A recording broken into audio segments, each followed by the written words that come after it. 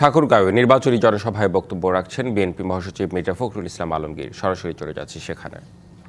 ঢাকা শহরে কোনো জায়গা ছিল না যেখানে মানুষ দাঁড়ায় জানাজা পড়ে না, চোখে পানি ফেলেছে এবং তাদের নিজের মা চলে গেলে যেভাবে কাঁদে সেভাবে তারা কেন এই খালেদা জিয়াকে তারা সত্যিকার অর্থে তাদের মনে করতে, তাদের মা, তাদের মাথার ছায়া, যে কোনো বিপদের দিনে তিনি তাদের পাশে দাঁড়ান।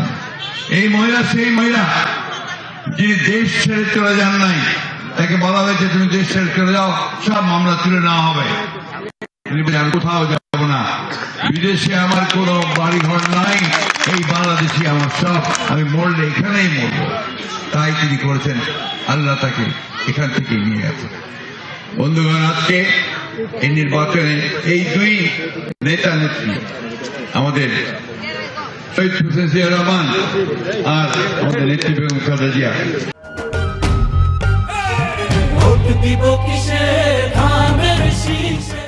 তার ছেলে তারেক রহমান সাহেব, তিনি এখন আমাদের নেতৃত্বে দেখছেন না আপনারা।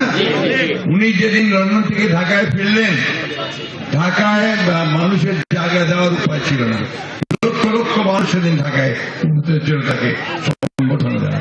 কেন?